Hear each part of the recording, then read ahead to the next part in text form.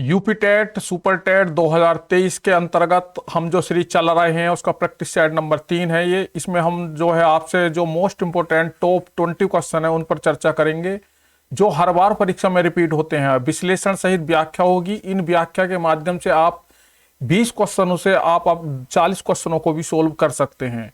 तो ये जो क्लास रहने वाली है, आपकी यदि तैयारी फुल है तो आप इसे एक प्रैक्टिस बतौर ले सकते हैं। आप देख सकते हैं कि आप कितने पानी में हैं। यदि आप नए हैं तो इस क्लास से जुड़िएगा और अपने कंसेप्ट क्लियर करिएगा। और प्रैक्टिस जितनी आप करेंगे इतना ही आपके लिए फायदेमंद है। चाहे आप कहीं से भी पढ़ें, किसी भी चैनल से पढ़ें, किसी भी किताब से पढ़ें, आप हमारे साथ बने रहिएगा क्योंकि आपको जो है यहाँ पर प्रैक्टिस करने का भरपूर मौका मिल रहा है।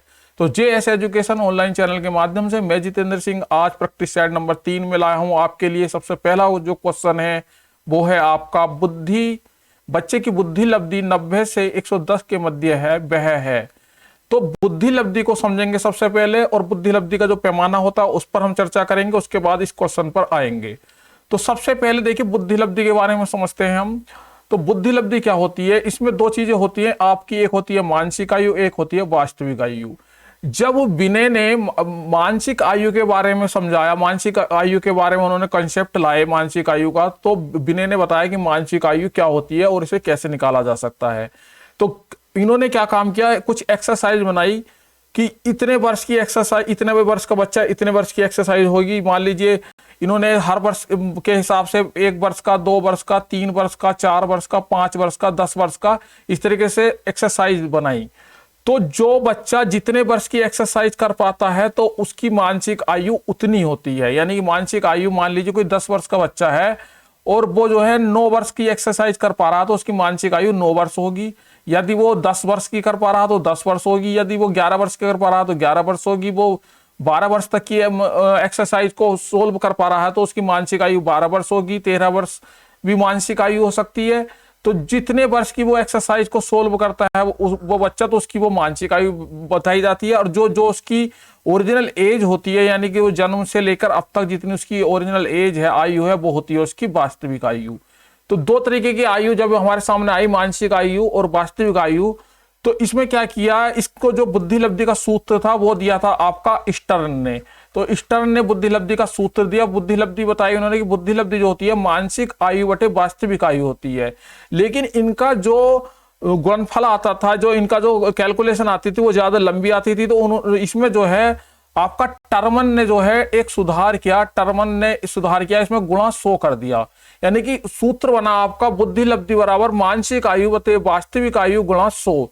तो ये बुद्धि लब्धि का आपका सूत्र बना। मान लीजिए किसी बालक की मानसिक आयु 12 वर्ष है और उसकी शारीरिक आयु यानी कि जो वास्तविक आयु है उसकी वो 10 वर्ष है, तो उसकी जो IQ क्या होगा वो कितना होगा, IQ बराबर मानसिक आयु बटे वास्तविक आयु गुणा 100। तो यहाँ कैलकुलेशन करके आएगा 120। तो 120, अब बुद्धि लब्धि 120 आ गई तो वो बच्चा आपका क्या होगा, प्रतिभाशाली होगा, सामान्य होगा, श्रेष्ठ होगा। उसके लिए जो है टर्मन ने एक सारणी दी। जिन बच्चों की बुद्धि लब्धि 0 से 24 होती है वो महामूढ़ होते हैं। जिन बच्चों की बुद्धि लब्धि 24 से 49 होती है वो मूढ़ होते हैं। जिन बच्चों की बुद्धि लब्धि 50 से 69 होती है वो मूर्ख होते हैं।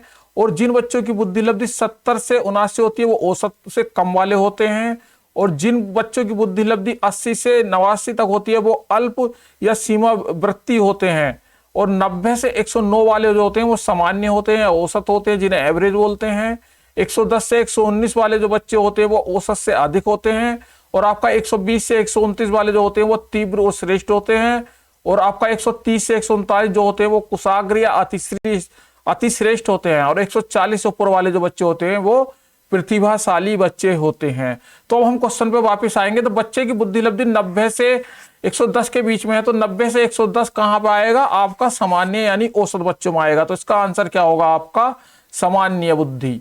तो इसका आंसर हुआ ये। इससे अगला क्वेश्चन देखेंगे। अब क्वेश्चन नंबर 2 देखेंगे, बुद्धि लब्धि मापन के जन्मदाता कौन है। तो अभी हमने चर्चा की है बुद्धि लब्धि के जन्मदाता कौन है, बुद्धि लब्धि मापन के स्टर्नबर्ग।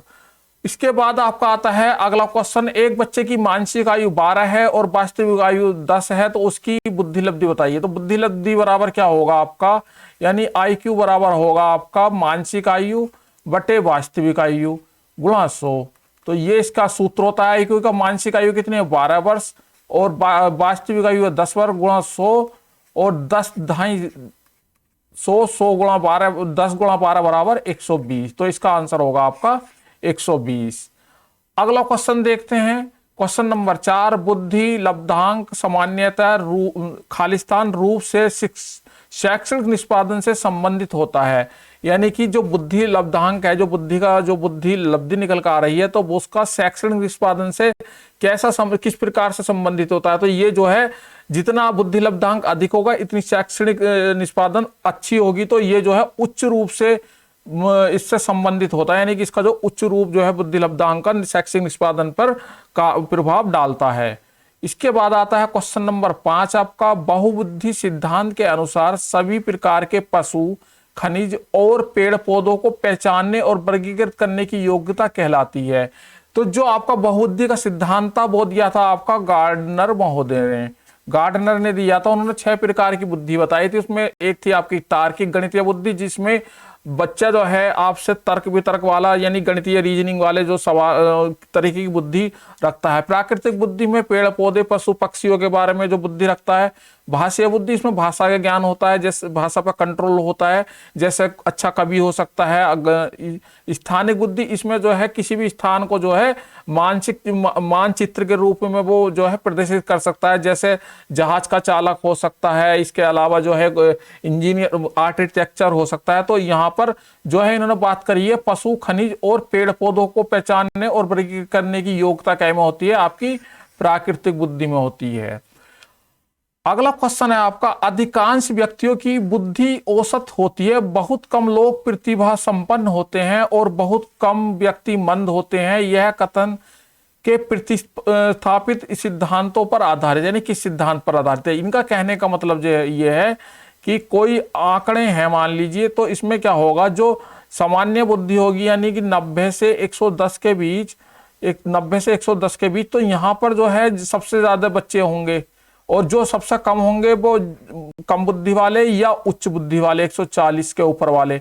यानी कि यहाँ सबसे नीचे चलेगा, यहाँ जैसे जैसे आएंगे 110 और इसके बाद जो है आपके यहाँ भी कम बच्चे होंगे। यानी कि जो बच्चों की संख्या होगी यहाँ पर और यहाँ पर कम होगी, लेकिन यहाँ पर बच्चों की संख्या सबसे अधिक होगी। यानी कि इसमें क्या होगा, तो इसका जो आंसर होगा आपका, ये एक तरीके से क्या हुआ, एक ये बुद्धि वितरण का एक आपके सामने मैप बनाते हैं। तो इनका कहने का मतलब है उस चीज को हम क्या कहेंगे, तो उसे कहेंगे हम बुद्धि का वितरण। Question number 7। बुद्धि लब्धांक के आधार पर विभिन्न समूहों में विद्यार्थियों का वर्गीकरण उसकी स्वयं गरिमा को खालिस्तान है, उनके शैक्षणिक निष्पादन को है। यानी कि स्वयं गरिमा को बढ़ाता है, घटाता है, या यहाँ पर बढ़ाता है घटाता है, क्या आएगा, तो इसमें आएगा आपका ऑप्शन नंबर डी, यानी कि स्वयं गरिमा को घटाता है और शैक्षणिक निष्पादन पर को प्रभावित नहीं करता है। तो ऑप्शन नंबर डी इसका सही होगा। अगला आता है आपका रेवेन का प्रोग्रेसिव मैट्रिक परीक्षण खालिस्तान परीक्षण का उदाहरण है। यानी कैसे परीक्षण का उदाहरण है, मौखिक बुद्धि लब्धांक का, सांस्कृतिक मुक्त बुद्धि लब्धांक का, असमूह बुद्धि लब्धांक का, या व्यक्तित्व का। तो ये बुद्धि से संबंधित टेस्ट है और ये एक तरीके का संस्कृति मुक्त टेस्ट होता है। संस्कृति मुक्त टेस्ट का मतलब ये होता है कि यदि उस व्यक्ति को कोई भाषा भी नहीं आती, मान लीजिए हमारी संस्कृति अलग, हम हिंदी बोलते हैं, और कोई इस टेस्ट में क्या होगा, ना तो इस पे भाषा का कोई प्रभाव पड़ेगा, ना किसी संस्कृति का प्रभाव पड़ेगा, चाहे वो हमारी संस्कृति हमारे पर्यावरण के बारे में नहीं जानता हो। अमेरिका का व्यक्ति आकर जो हिंदी के बारे में नहीं भी जानता है, तो इस परीक्षण के द्वारा हम उसकी बुद्धि को नाप सकते हैं। यानी किसी बिना भाषा के, बिना संस्कृति के हम उसकी बुद्धि को नाप सकते हैं यहाँ पर। तो संस्कृति मुक्त बुद्धि लब्धांक जो होता है रेवेंस ने दिया था। इसके बाद आता है क्वेश्चन नंबर 9 के अतिरिक्त बुद्धि के निम्नलिखित पक्षों को स्टर्नबर्ग के त्रितंत्र सिद्धांत से संबोधित किया जाता है। तो स्टर्नबर्ग के जो त्रितंत्र सिद्धांत है उसमें कौन कौन से आता है त्रितंत्र, एक तो आपका है अवयवभूत, एक आता है आपका अनुभाविक, और एक आता है आपका संदर्भगत।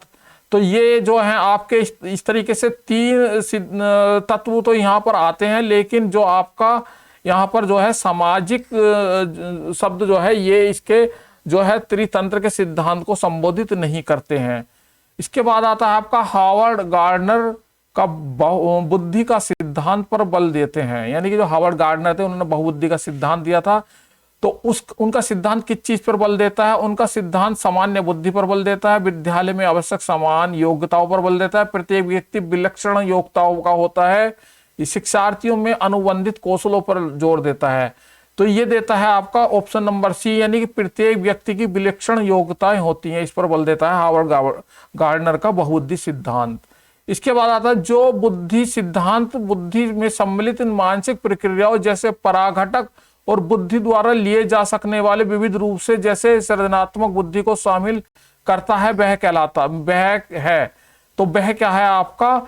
वो है आपका स्टर्नबर्ग का बुद्धिमत्ता का त्रितंत्र सिद्धांत, जो यानी कि जो स्टर्नबर्ग ने सिद्धांत दिया है अपना त्रितंत्र सिद्धांत या बुद्धिमत्ता का सिद्धांत, तो उसको यहाँ पर ये परिभाषित करता है, जिसमें सृजनात्मक बुद्धि, पराघटक जैसी चीजों का जिक्र किया गया है। ये जो सिद्धांत है ये हमारे चैनल पर इनकी सभी सिद्धांतों की वीडियो उपलब्ध है, जो बुद्धि के सारे सिद्धांत कवर कराए गए हैं, वो क्लास आप देख सकते हैं। वहां से आप फिर प्रत्येक तरीके का क्वेश्चन आसानी से कर पाएंगे। निम्नलिखित में से कौन सा बहुबुद्धि सिद्धांत की आलोचना करता है? यह व्यावहारिक बुद्धि पर आवश्यकता से अधिक बल देता है, यह अनुभाविक साक्ष्यों को बिल्कुल भी समर्थन नहीं देता है, बहुबुद्धि केवल प्रतिभा है जो पूर्ण रूप से बुद्धि में विद्यमान रहती है, और बहुबुद्धि शिक्षार्थियों को अपने सामान को खोजने में मदद उपलब्ध कराता है। तो यो आलोचना है इसकी सी ऑप्शन पे, बहुबुद्धि केवल प्रतिभाएं हैं जो पूर्ण रूप से बुद्धि में विद्यमान रहती हैं। ये बात गलत है, ये इसका आलोचनात्मक तत्व है। ये जो है बहुबुद्धि सिद्धांत ने बताया था कि जो बहुबुद्धि केवल जो है आपकी बुद्धि में विद्यमान होती है, यानी कि ऐसी कोई चीज इस चीज की आलोचना की है, इस सिद्धांत में इस चीज की आलोचना की गई, जबकि ये जो है इन्होंने बताया है बहुबुद्धि के सिद्धांत में। अब आता है आपका तीसरा, भाट या बैटरी का प्रयोग निम्नलिखित में किसके परीक्षण के लिए होता है? व्यक्तित्व के परीक्षण के लिए, बुद्धि के परीक्षण के लिए, अभिवृत्ति के परीक्षण के लिए, या सृजनात्मकता के परीक्षण के लिए? तो बैटरी भाट या बैटरी टेस्ट जो है वो आपका होता है इंटेलिजेंट नापने के लिए, यानी बुद्धि परीक्षण के लिए होता है। इसके बाद आता है मनोवैज्ञानिकों के अनुसार बुद्धि है सीखने की क्षमता, अमूर्त चिंतन की योग्यता, या तो ए या बी, या ए और बी दोनों। तो ये दोनों ही बात सही है, सीखने की क्षमता भी होती है और अमूर्त चिंतन करने की योग्यता भी जो है बुद्धि के अंदर होती है। तो इसका ऑप्शन नंबर डी यहाँ पर सही होगा। क्वेश्चन नंबर 15, बुद्धि लब्धि के संबंध में क्या सत्य है? तो बुद्धि बौद्धिक आयु में व्युत्क्रमी संबंध होता है। अब बुद्धि लब्धि पहले देखते हैं, यहाँ पर बुद्धि लब्धि होती क्या? IQ, यानी बुद्धि लब्धि बराबर होता है आपका मानसिक आयु बटे वास्तविक आयु गुणा 100। तो इन्होंने पूछा है बुद्धि लब्धि संबंधित है, तो काल यहां पर बुद्धि आयु से व्युत्क्रम संबंध होता है, काल अनुक्रमिक आयु से प्रत्यक्ष संबंध होता है। काल अनुक्रमिक आयु कौन सी होगी? आपकी वास्तविक आयु। इसे जो मतलब जो आपका समय वाला जो आपकी समय पे इस समय पर आपकी आयु है, तो इससे जो है IQ का किस प्रकार का संबंध होगा? वो होगा आपका व्युत्क्रमी संबंध, यानी कि जो आपकी कालक्रम आयु है उससे व्युत्क्रमिक संबंध होगा। तो यहाँ पर सी ऑप्शन सही होगा, कालक्रमिक आयु से व्युत्क्रमिक संबंध होता है। ये बात सही है बुद्धि लब्धि का। अब आता है क्वेश्चन नंबर 16, शुद्धि का तरल मोजक मॉडल किसने दिया था?